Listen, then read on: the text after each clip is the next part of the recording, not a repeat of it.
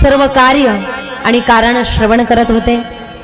सूतजी महाराज तीर्थराज प्रयाग या ठिकाणी शौनकादिक ऋषींना सांगतायत की कैलास पर्वतावर भगवान महादेव कसे गेले आणि कुबेरजींची त्यांची मित्रता कशी झाली।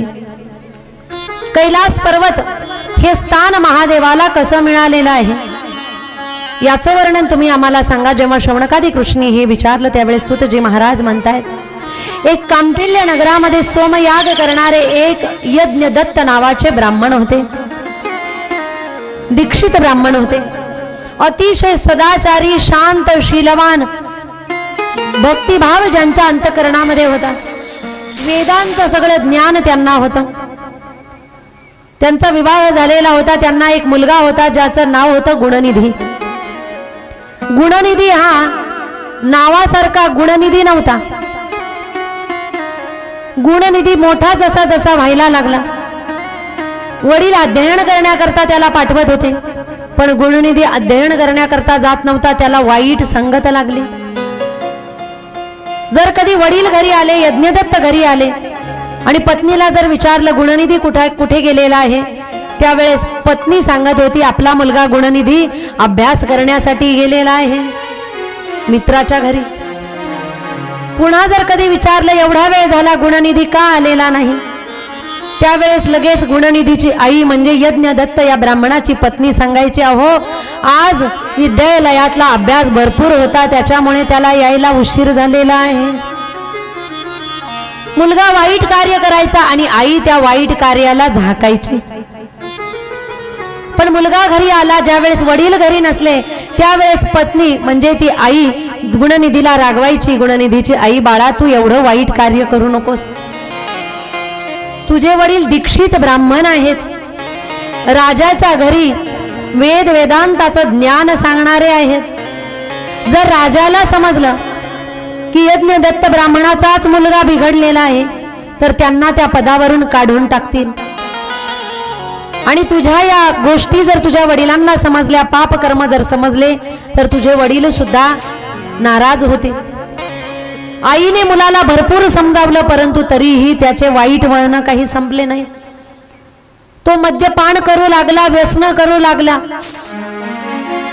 सट्टा डाव खेळू लागला आणि त्याच्यामध्ये घरातल्या एक एक वस्तू बाहेर न्यायला लागल्या, परंतु पत्नीने ही गोष्ट काही पतीला समजू दिली नाही। एक दिवस यज्ञदत्त हे ब्राह्मण दीक्षित जेव्हा गेलेले होते घराच्या बाहेर बाजारामध्ये, बाजारात गेल्यानंतर एक व्यक्ती त्यांना भेटला जो सट्टा खेळणारा होता, सट्टेबाज। तो व्यक्ती भेटल्यानंतर तो व्यक्ती त्याच्याजवळ एक अंगठी होती सोन्याची। तो व्यक्ती म्हणायला लागला हे ब्राह्मण देव तुम्हाला ही अंगठी घ्यायची का, मी कमी पैशात विकणार आहे। ब्राह्मण देवतांनी यज्ञदत्त ब्राह्मणाने ज्यावेळेस ती अंगठी बघितली त्यांच्या लक्षात आलं ही अंगठी तर माझीच आहे, ही अंगठी या व्यक्तीकडे कशी आली। त्यावेळेस यज्ञदत्त ब्राह्मणांनी बाजारामध्ये फिरणाऱ्या त्या सट्टेबाज व्यक्तीला विचारलं काय रे तू कोण आहेस आणि ही अंगठी तुला कुठे मिळाली। त्यावेळेस त्या व्यक्तीने सांगितलं हे ब्राह्मणदेव तुमचा मुलगा जो आहे ना तो माझ्या बरोबर सट्टा खेळतो, वेगवेगळे द्यूत क्रीडेचे खेळ खेळतो आणि तो अनेक अशा वस्तू घेऊन आलेला आहे की त्या तो वस्तू हरल्या आणि मी जिंकल्यामुळे त्या वस्तू मला मिळालेल्या आहेत। ब्राह्मणाने विचारलं अजून तुझ्याजवळ काय काय आहे जे माझा मुलगा हरलेला आहे। त्याने सांगितलं तुमच्या घरातलं चांदीचं ताट माझ्याजवळ आहे, तुमच्या पत्नीच्या गळ्यातले आभूषण माझ्याकडे आहेत, तुमची धन संपत्ती चांगले चांगले भारी भारी वस्त्र माझ्याकडे आहेत। त्यावेळेस अतिशय वाईट वाटलं यज्ञदत्त दीक्षित ब्राह्मणाला, रडू लागले, विचार करू लागले मी एवढं चांगलं कार्य करतो आणि माझा मुलगा असा वाईट निघाला आणि मला माहित नाही। गावातले काही लोक जवळ आले आणि ते गावातले काही लोक जवळ आल्यानंतर ते गावातले लोक यज्ञदत्त दीक्षित ब्राह्मणाला सांगू लागले की अहो तुमचा मुलगा या गावातला एक नंबरचा सट्टेबाज आहे, मद्यपान करायला कुणाही पेक्षा कमी नाही, शिवीगाळ तर भरपूर करतो, पाप कर्म भरपूर करतो, तुम्हाला तर काहीच माहित नाही। ज्यावेळेस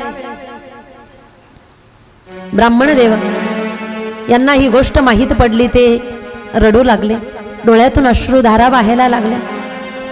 घरी गेले आणि घरी गेल्यानंतर पश्चाताप करू लागले की असं मागच्या जन्माचं कोणतं कर्म असेल की ज्यामुळे माझा मुलगा असा वाईट निघाला. मी तर चांगलं कार्य करणारा आहे, आता माझी एवढी बदनामी झालेली आहे की असं जीवन जगणं म्हणजे माझ्यासाठी पूर्णतः व्यर्थ आहे. का घडली असेल ही घटना माझ्या आयुष्यामध्ये? बघा, मनुष्याला पश्चाताप केव्हा येतोय? जेव्हा मुलगा बिघडलेला निघतो. यज्ञदत्त ब्राह्मण घरी गेले, पत्नीला विचारलं कुठे गेला गुणनिधी? पत्नीने सांगितलं तो तर मित्राच्या घरी गेलेला आहे अभ्यास करायला. आणि ज्यावेळेस सगळ्या घरामध्ये फिरले त्यावेळेस पत्नीच्या रूम मध्ये मध्याने धुंद मुलगा झोपलेला होता. ब्राह्मण देवतांनी ते बघितलं आणि अजून पश्चाताप करायला लागले. पत्नीला विचारलं ती अंगठी कुठे आहे माझी सोन्याची? ते घरातलं चांदीचं ताट कुठे आहे? तुझ्या गळ्यातले वेगवेगळे आभूषण कुठे आहेत दाखव मला. त्यावेळेस पत्नी सांगू लागली सगळं सुरक्षित आहे, मी घरात ठेवलेलं आहे. पुन्हा पुन्हा ब्राह्मण विचारायला लागले मला आत्ताच्या आत्ता दाखव त्या वस्तू कुठे आहेत.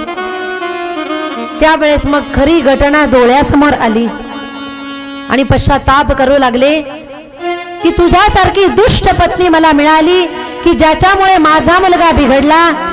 तो बिघडायला लागल्यानंतर जर आधीच तू मला सांगितलं असतं तर त्याच ठिकाणी त्याला दंड दिला असता आणि त्याला सुधरवलं असतं. पण तू या गोष्टी माझ्यापर्यंत समजू दिलेल्या नाही, मला कळू दिलेल्या नाही. बघा, एखादा मुलगा जर वाम मार्गाला लागला आणि आपण जर त्याच्याकडे न बघितल्यासारखं केलं, जाऊ द्या लहान आहे थोडं करणारच, असं जर आपण म्हटलं तर मुलं अधिक बिघडत असतात. म्हणून मुलांनी एक जरी वाईट कार्य केलं त्याच ठिकाणी त्यांना रागवलं पाहिजे, त्याच ठिकाणी त्यांना दंड दिला पाहिजे. एक मुलगा दरोडेखोर, महादरोडेखोर, त्याला पोलिसांनी पकडलं आणि पोलिसांनी पकडल्यानंतर कारागृहामध्ये टाकलं. एवढे मोठमोठे दरोडे झालेले होते त्याच्या हातून, एवढ्या मोठमोठ्या चोऱ्या केलेल्या होत्या की ज्याला मृत्यूदंड घोषित केला गेला. मृत्यूदंड घोषित केल्यानंतर शेवटच्या वेळेस विचारलं त्याची अंतिम इच्छा काय आहे. त्यावेळेस त्या मुलाने सांगितलं मला माझ्या आईला भेटायचं. पोलिसांना असं वाटलं बघा कितीही मोठा चोर असला तरी शेवटी त्याला आईला भेटण्याची इच्छा झाली. त्याच्या आईला बोलवण्यात आलं, कारागृहामध्ये पाठवण्यात आलं. मुलगा आईच्या जवळ गेला आणि आईच्या जवळ गेल्यानंतर आईच्या कानाजवळ काही बोलणार असं वाटायला लागलं सगळ्यांना. त्यावेळेस त्या मुलाने आईच्या कानाला जोरात कडकडात चावा घेतला आणि कानातून रक्तधारा वाहायला लागल्या. आई म्हणायला लागली काय रे, तू मला याच्यासाठी इथे बोलवलं, माझा कान चावला आणि मला एवढा त्रास का दिलेला आहेस? त्यावेळेस त्या मुलाने सांगितलं हे आई, अगं तुझ्यासारखी आई मला नसती भेटली तर चाललं असतं. मी लहान होतो, शाळेत जायला लागलो. शाळेत ज्यावेळेस मी जात होतो त्यावेळेस मी एक दिवस पाटी चोरून आणली, एक दिवस पेन्सिल चोरून आणली, एकदा पट्टी चोरून आणली. तू मला कधीही रागवली नाही. जेही आणलं ते तू आनंदाने बघितलं आणि ठेवून दिलं. पहिल्याच दिवशी चोरी केल्यानंतर जर तुम्हाला कानात वाजवलं असतं, तुम्हाला दंड दिला असता तर मी दुसऱ्या दिवसापासून चोरी केली नसती. मी एक एक वस्तू चोरायला लागलो, तुला मात्र वस्तू मिळाल्यानंतर आनंद वाटायला लागला, ज्याचा परिणाम हळूहळू छोट्या छोट्या वस्तूची चोरी करता करता मी मोठ्या मोठ्या वस्तू चोरायला लागलो. चोरांची मंडळी बनवली आणि दरोडेखोर म्हणलो आणि ही चोरी करता करताच मी सापडलो, ज्याचा परिणाम आज माझ्या जीवनामध्ये मला मृत्यूदंड मिळणार आहे. म्हणून माझ्या जीवनामध्ये जे घडलेलं आहे त्याचं कारण तू आहे. म्हणून मुलं जर घडवायचे असतील आणि मुलं जर बिघडत असतील तर मुलं सुधारण्यालाही कारण आई वडीलच आहेत आणि मुलं बिघडण्यालाही कारण आई वडीलच आहेत. आई वडिलांनी जर मुलांकडे लक्ष दिलं नाही तर मुलं बिघडू शकतात. म्हणून प्रत्येक माता पित्याचं कर्तव्य आहे की प्रत्येक माता पित्याने फक्त आपल्या मुलांना जन्म देणं, त्यांना शालेय शिक्षण घडवणं, पोट भागण्यासाठी काहीतरी व्यापार व्यवसाय धनार्जनाचा एखादा मार्ग शिकवणं एवढंच आपलं कर्तव्य नाही. आपलं अजूनही काही कर्तव्य आहे. हे तर पशु पक्षी सुद्धा करतात. पशु पक्षी सुद्धा पिलांना जन्म देतात. पशु पक्षी सुद्धा पिलांना लहानाचं मोठं करतात. कुठून तरी धान्य आणतात, चोचीमध्ये बारीक करतात आणि पिलांच्या तोंडामध्ये घालतात. पशु पक्षी सुद्धा कुठून तरी चारा आणतात आणि घरटं बनवतात. मग पशु पक्ष्यांमध्ये आणि आपल्यामध्ये काय फरक आहे?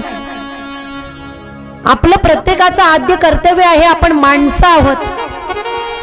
नुसतं मुलांना जन्म देणं हे आपलं कर्तव्य नाही, तर मुलांवर सुसंस्कार घडवणं ही आपलं कर्तव्य आहे. जे आई वडील मुलांना सुसंस्कारित करत नाहीत ते आई वडील पापाचे भागीदार बनतात. Underline and in bracket this sentence.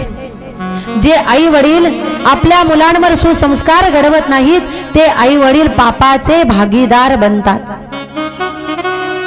म्हणून प्रत्येकाचं कर्तव्य आहे की आपण आपल्या मुलांना सुसंस्कार दिले पाहिजे, चांगलं शिक्षण दिलं पाहिजे, धर्माचं ज्ञान सांगितलं पाहिजे, पूजा पाठ परमार्थ संत आणि ग्रंथ याचं ज्ञान दिलं पाहिजे.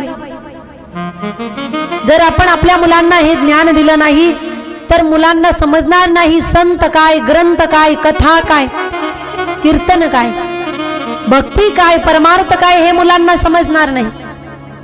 भविष्यामध्ये आपले मुलं म्हणतील कोण होता तुकाराम, कोण होता ज्ञानेश्वर, कोण होते म्हणणार नाही. कारण त्यांना माहित नसणार की संत महात्म्यांनी, ज्ञानदेवरायांनी आणि तुकोबरायांनी काय कार्य केलंय, का अवतरित झाले, हे महात्मे कोण आहेत. म्हणून त्यांना हे गोष्टी समजण्यासाठी कथा कीर्तनांमध्ये आणलं पाहिजे. आणि शोकांतिका अशी आहे, आपण कथेमध्ये येऊन बसतो, स्त्री पुरुष येऊन बसतात, परंतु एवढे सगळे आल्यानंतर आपले मुलं मुली आपण कथा मंडपामध्ये का आणलेले नाहीत. काहींचे मुलं घरी बसलेले आहेत मोबाईल घेऊन, काहींचे मुलं मुली टीव्ही समोर बसलेले आहेत पिक्चर बघत, काहींचे कदाचित शाळेत गेलेले असतील किंवा परीक्षा जवळ आलेली असेल. परंतु ज्यांचे मुलं मुली रिकामे आहेत त्यांनी या कथा मंडपामध्ये आपल्या मुला मुलींना का आणलेलं नाही. आपण या कथा मंडपामध्ये आपल्या मुला मुलींना आणलं पाहिजे. कथा ही फक्त आपल्यासाठी नाही, कथा ही त्यांच्यासाठी सुद्धा आहे. त्यांनाही कळायला पाहिजे की कोणत्या पुराणामध्ये काय ज्ञान सांगितलेलं आहे. जर आपल्याला वाटत असेल की आपल्या मुलांनी, आपण वृद्धावस्थेमध्ये गेल्यानंतर आपल्या मुलांनी आपल्याला सांभाळलं पाहिजे, आपल्याला जीव लावला पाहिजे, आपला मान सन्मान केला पाहिजे, असं ज्यांना वाटत असेल त्यांनी आपल्या मुला मुलींना सुसंस्कार तर दिलेच पाहिजे, पण कथा मंडपामध्येही आणलं पाहिजे. तेव्हा त्यांना ज्ञान समजेल, कर्म धर्म समजेल, पाप पुण्य समजेल, उद्धार काय आहे हे समजेल, नरक काय आहे, स्वर्ग काय आहे हे समजेल. म्हणून आपल्या सगळ्यांचं हे कर्तव्य आहे. नुसतं आपणच ज्ञान प्राप्त करून घेणं हे आपलं कर्तव्य नाही, तर इतरांना ज्ञानाच्या मार्गाला लावणं ही आपलं कर्तव्य आहे. सुखी जेने व्हावे जग निववावे, अज्ञानी लावावे सन्मार्गासे. गुणनिधी अतिशय बिघडला आणि जेव्हा वडिलांना हे समजलं, जेव्हा यज्ञदत्त नावाचे ब्राह्मण ज्यावेळेस पश्चाताप करू लागले, त्यांनी त्यांच्या मुलाला घरातून बाहेर हकलवून दिलं.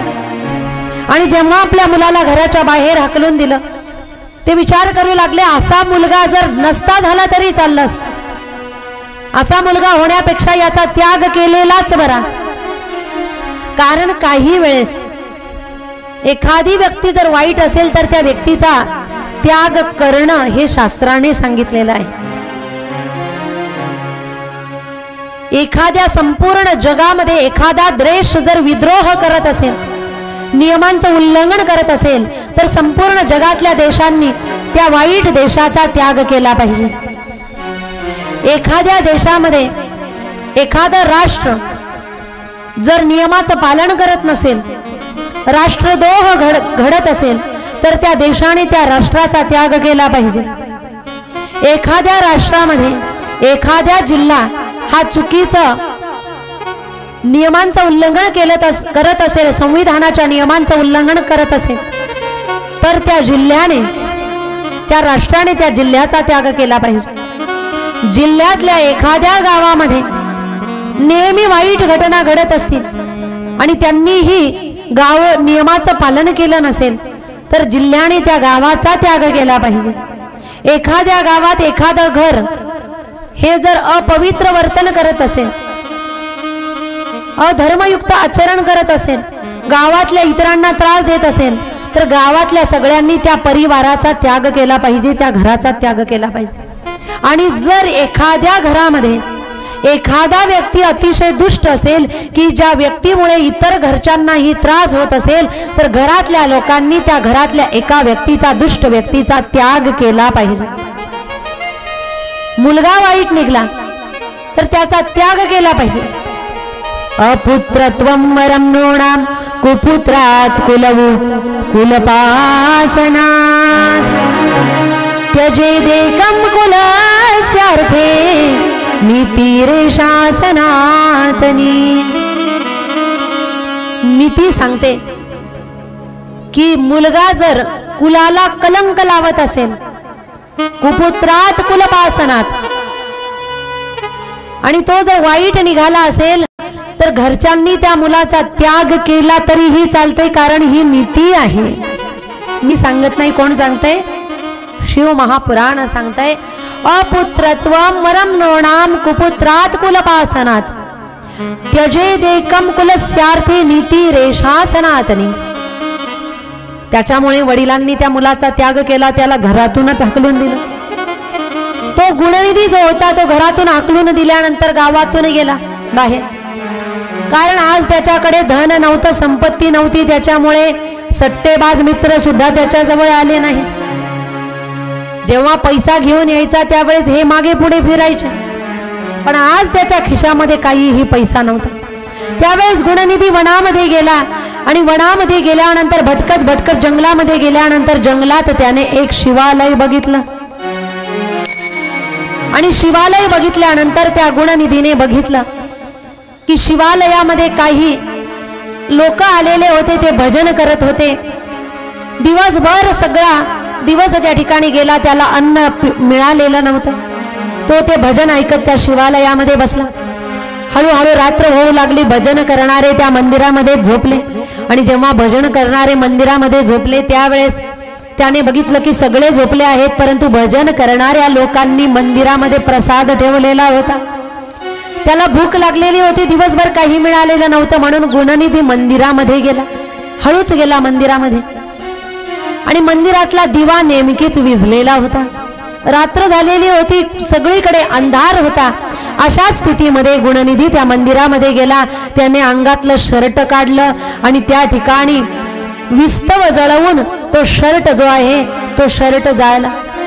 जसं विस्तव लावून शर्ट जाळला, शर्ट जसा जळायला लागला, त्याच्या अंगावरचे कपडे जसे जळायला लागले, ते कपडे जळायला लागल्यानंतर मंदिरामध्ये प्रकाश पडला। प्रकाश पडल्याबरोबर त्याने त्या ठिकाणच्या जे पदार्थ ठेवलेले होते, अन्न ठेवलेला होता, प्रसाद, तो प्रसाद पटापट उचलला, तोंडात टाकला, हातामध्ये घेतला आणि पळायला लागला घाबरून। पळता पळता ते झोपलेल्या लोकांना धक्का लागला आणि ते जागे झाले। ते लोक जसे जागे झाले, भजन करणारे सगळे उठून उभे राहिले। चोर आलेला आहे म्हणून सगळे उठले। त्यांनी आपापल्या जवळच्या कोणत्या ना कोणत्या वस्तू घेण्याचा प्रयत्न केला, दगड उचलले आणि त्या गुणनिधीला मारले। एवढं मारलं की गुणनिधी त्या ठिकाणी मरण पावला आणि गुणनिधीचा मृत्यू झाल्याबरोबर काय घडलेलं आहे याचा उर्वरित कथाभाग आपण थोड्या वेळानंतर श्रवण करणार आहोत। नगरामध्ये राहणाऱ्या यज्ञदत्त नावाच्या दीक्षित ब्राह्मणाचा मुलगा गुणनिधी आठवतोय?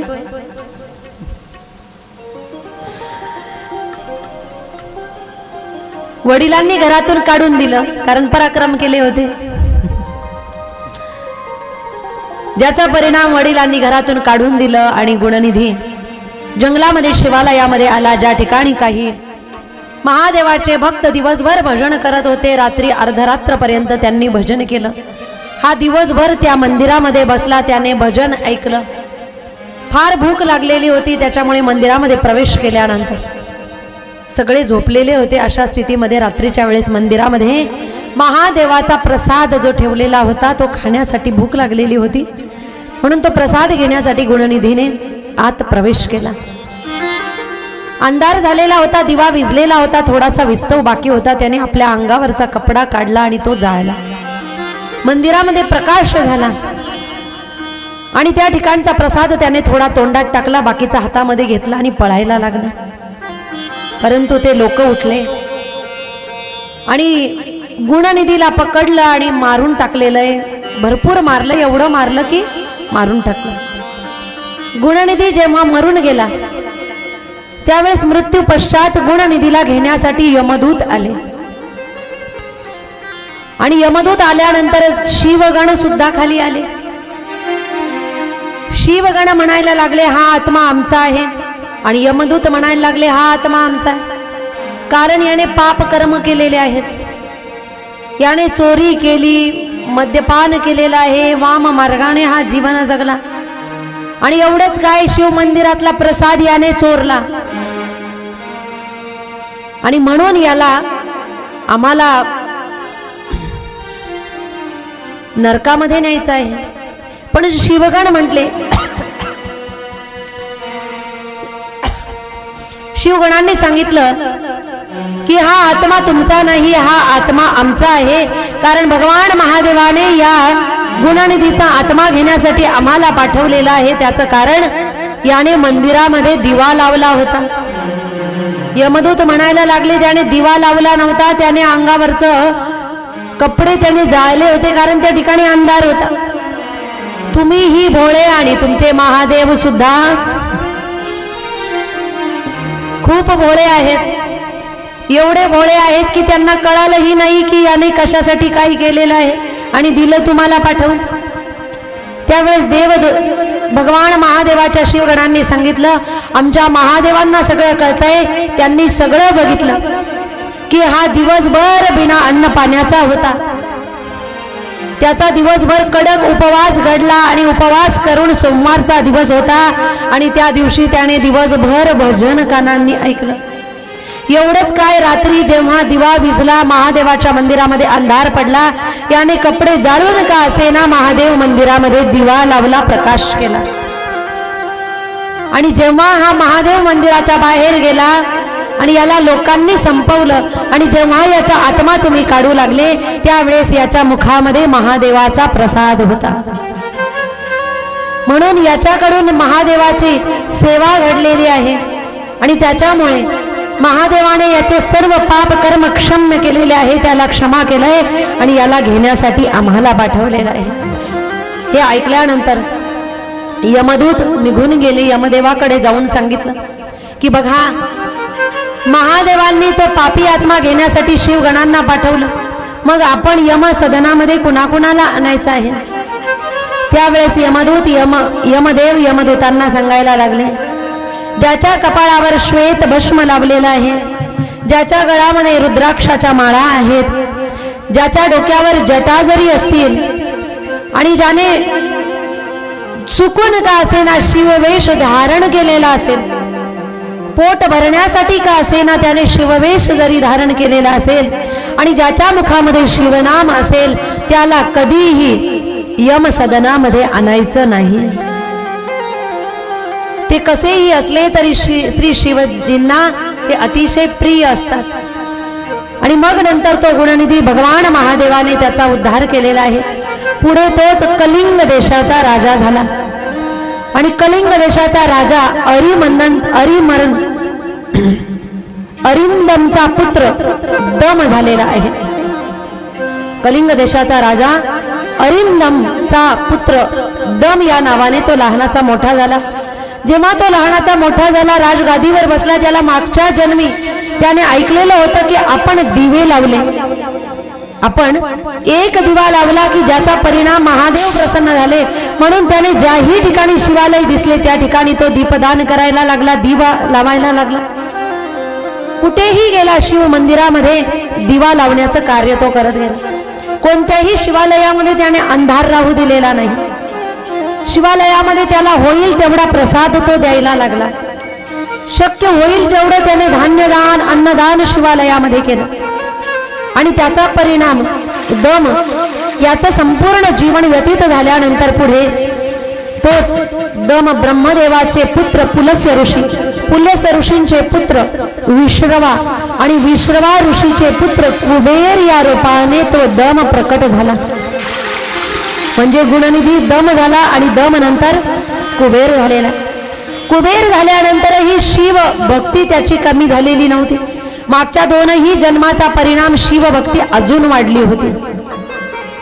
कारण परमार्थ आणि भक्तीचा नियम कसा असतो, एखाद्या वेळेस जर एखादा व्यक्ती परमार्थाला लागला, भजन करायला लागला, नामस्मरण करायला लागला आणि भजन करत असताना नामस्मरण करत असताना काही दिवसानंतर त्याचे काहीच पापकर्म समाप्त झाले, काही शिल्लक राहिले आणि त्याचा मृत्यू झाला, तर मृत्यू झाल्यानंतर पुढच्या जन्मी जेव्हा तो परमार्थ करायला लागतो त्यावेळेस त्याला परत पहिलेपासून सुरुवात करावी लागत नाही, तिथून पुढचा त्याचा परमार्थ सुरू होतो. त्याला पुन्हा पहिलेपासून परमार्थ करायची गरज पडत नसते.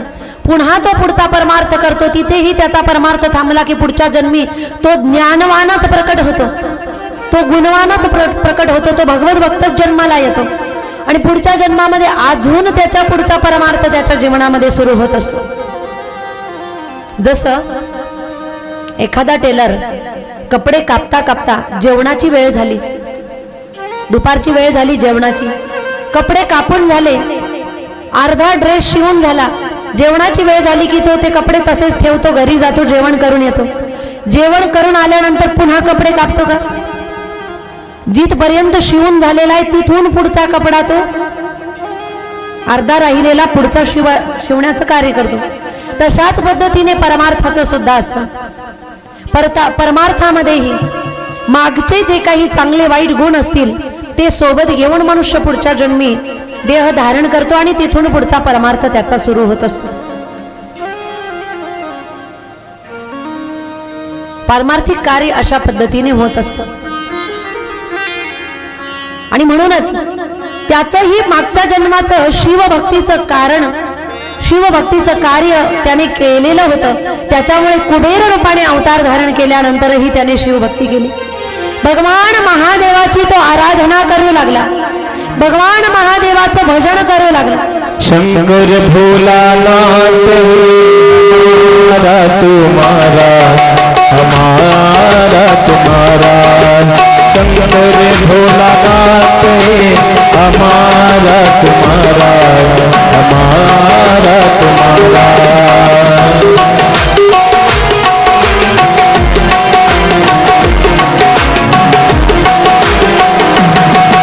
शंकर भोलानाथ हमारा तुम्हारा हमारा तुम्हारा. महाकाल की नगरी में, महाकाल की नगरी में मैं पाऊं जन्म दोबारा. शंकर भोलानाथ हमारा तुम्हारा हमारा तुम्हारा. शंकर भोलानाथ हमारा तुम्हारा हमारा तुम्हारा.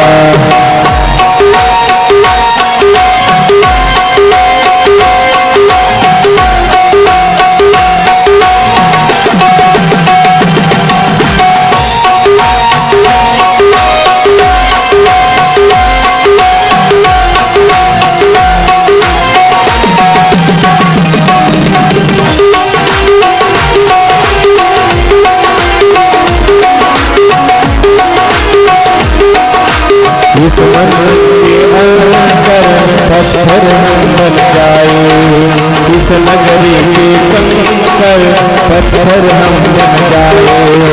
भक्त हमारे ऊपर चढ़कर मंदिर जाए, भक्त हमारे ऊपर चढ़कर मंदिर जाए. भक्त जनों के पाव पड़े तो, भक्त जनों के पाव पड़े तो वो उतार हमारा. शंकर भोलानाथ हमारा तुम्हारा हमारा तुम्हारा. बाबा भोलेनाथ हमारा तुम्हारा हमारा तुम्हारा.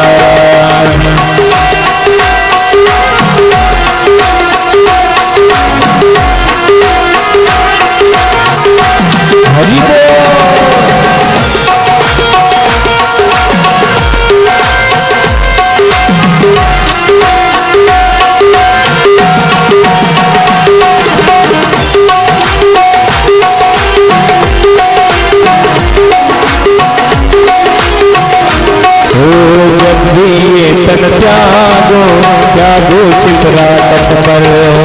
इतना करना स्वामी और मरो मगन करे जब भी तन ये त्यागो त्यागो चित्रात करे इतना करना स्वामी और मरो मगन करे मेरी बस में चढ़ावी आप मेरी बस में चढ़े आप पर पाओ तुम्हारा शंकर भोला नाथ हमारा तुम्हारा हमारा तुम्हारा बाबा भोलेनाथ हमारा तुम्हारा हमारा तुम्हारा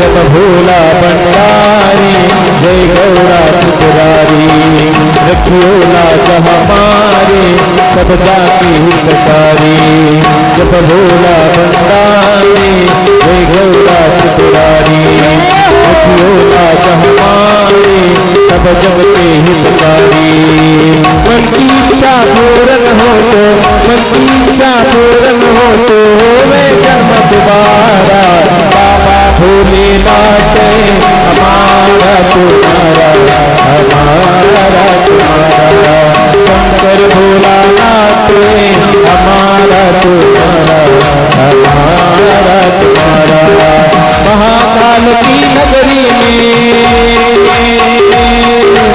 महाकाल की नगरी में मैं पाऊं जन्म दोबारा शंकर भोलानाथ हमारा तुम्हारा हमारा तुम्हारा बाबा भोलेनाथ हमारा तुम्हारा हमारा तुम्हारा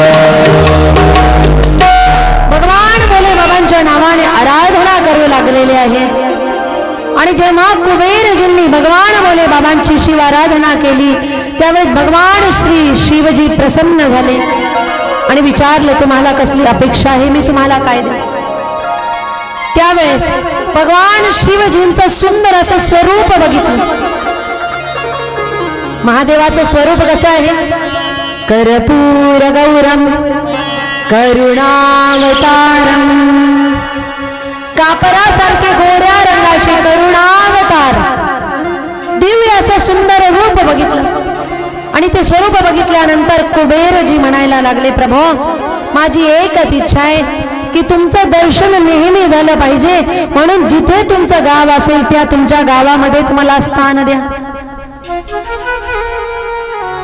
तुमच्या गावातच मला राहायचंय जिथे तुम्ही राहता कुबेरजी का गाव मागतायत गावामध्येच का राहायचंय कारण गावात राहिलं की रोज उठलं की महादेवांचं दर्शन करायला जाता येईल महादेवांपासून मी लांब राहणार नाही पण भगवान महादेवाने सांगितलं की माझं कोणतंही गाव नाही असं कोणतं गाव नाही की ज्या ठिकाणी मी राहतो त्यावेळेस कुबेरजींनी विचार केला की महादेवाचं नित्य स्थान नित्य ठिकाण जर कुठे नसेल तर त्याच्यासाठी भगवान परमात्मा नित्य ज्या ठिकाणी राहील असं गाव आपण निर्माण केलं पाहिजे म्हणून कुबेरजीने अलकापुरी नावाचं एक गाव बनवलेलं आहे म्हणतात मानस सरोवराच्या वरती अलकापुरी जे स्थान आहे त्याच अलकापुरीमध्ये एक गाव बनवलं ज्या गावाला कैलास पर्वत हे नाव आहे त्याच कैलास पर्वतावर प्रभो तुम्ही विराजमान व्हा आणि मीही तुमची सेवा करण्यासाठी त्या ठिकाणी राहील अशी विनंती केली भगवान महादेवाने तथास्तु म्हणून होकार दिला आणि भगवान भोलेनाथ मानस सरोवराच्या वरती अलकापुरी जे नगर आहे त्याच ठिकाणी पर्वताच्या टोकावर कैलास पर्वत म्हणून ज्या नावात त्या ठिकाणाचं नाव प्रसिद्ध झालं आणि त्या ठिकाणी भगवान महादेव राहायला लागले म्हणून त्या ठिकाणी तेव्हापासून भगवान महादेव कैलासवासी झाले बोला कैलासवासी महादेव कैलासवासी महादेव की कैलासवासी महादेव की जय कैलास पर्वतावर भगवान महादेव ठिकाणी राहत असताना कुबेरजी त्यांच्या सेवेमध्ये नित्य सेवेमध्ये कायमचे राहिलेले